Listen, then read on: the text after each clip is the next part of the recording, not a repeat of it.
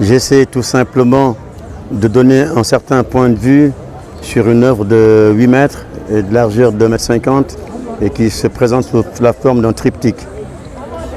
La première partie qui traite des accélérations, je fais surtout appel à cette ère dite une ère de l'accélération simultanée, celle du marché, de la nature et de la loi Moore. La loi Moore accélère la mondialisation, laquelle mondialisation le changement climatique, et à côté ce réservoir de solutions proposées pour le changement climatique qui s'amplifie aussi par le fait de la loi Moore. Et tout ceci, notamment, change un certain nombre d'aspects, devrais-je dire, l'ensemble des aspects de notre vie contemporaine. Voilà.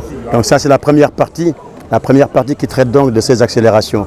Ce sont ces mêmes accélérations qui nous offrent en fait des puissances vertigineuses au niveau des ordinateurs, qui amplifient les puissances des logiciels et des réseaux.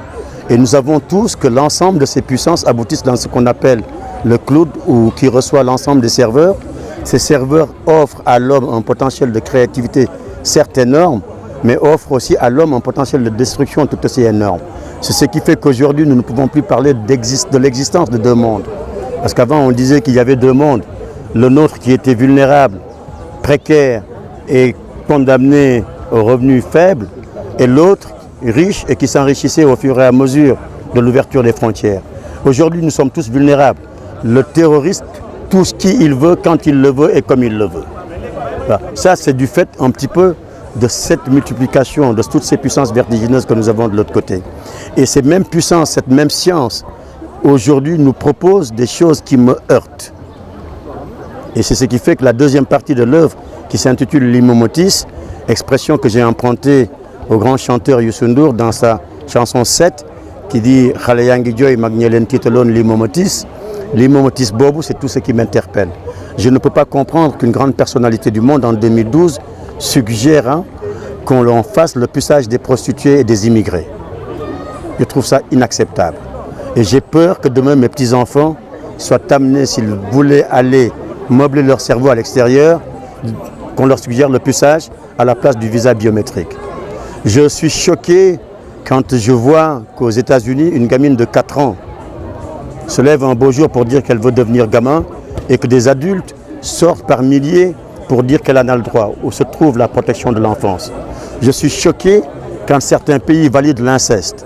Un père avec sa fille, un frère avec sa sœur. Je dis, quelle humanité vivons-nous?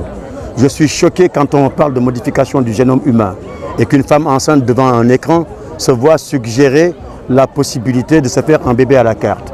Je suis choqué quand des enfants dans un certain pays, un très grand pays du monde, soient là, après le drapeau, à se voir enseigner comment consommer l'urine humain, uniquement dans le but, soi-disant, de faire reculer la mort. Je suis tout aussi choqué depuis que j'ai appris que ce grand chirurgien italien, en relation avec des chirurgiens chinois, vont tenter ce qui est inacceptable pour notre humanité. Couper la tête à un malade. Couper la tête à un deuxième malade pour greffer la tête de l'un sur l'autre sous prétexte de test. Alors que la majorité des scientifiques de la Terre disent qu'ils ne peuvent pas réussir cette opération parce qu'il n'est pas possible de greffer la moelle épinière. Alors donc l'un dans l'autre, je me dis, si nous continuons à subir, si nous ne réussissons pas à donner une dimension morale à cette science, si nous refusons de réfléchir sur un certain nombre de choses, ce qui se passera un jour, c'est que nous allons finir par créer un petit peu des personnages à faciès hommes, mais qui seront des hommes sans émotion. Un retour à l'ancienne Grèce. Tout simplement, des hommes totalement asservis, sans cœur et sans foi. J'ai le sentiment que nous y sommes presque.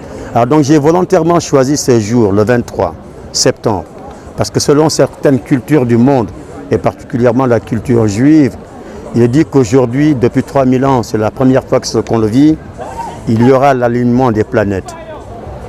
Et cet alignement des planètes, selon leur culture, annonce l'apocalypse. Je dis que cet apocalypse, on n'a même pas besoin de l'alignement des planètes. J'ai le sentiment que nous y sommes tout droit. En résumé. Maintenant, la troisième partie de l'œuvre, c'est la partie en réel, c'est la suggestion. La suggestion du pauvre petit artiste, d'arriver à une humanité de paix, une humanité de pardon, une humanité de partage. Et là, j'ai voulu emprunter à l'histoire ce que l'on voyait apparaître sur les frontons des universités musulmanes d'Espagne. et qui disait que le monde était soutenu par 4 colonnes. Le savoir des sages, la piété des justes, la justice des grands et la valeur des braves. Mais parmi ces 4 éléments, ces 4 forces, il y en a une qui me pose problème, c'est la justice des grands. Les grands sont-ils vraiment justes aujourd'hui? C'est toute la question que je me pose. Mais que Dieu fasse que nous puissions arriver en tout cas à une humanité faite totalement d'apprendre à aimer, de pardon et de partage.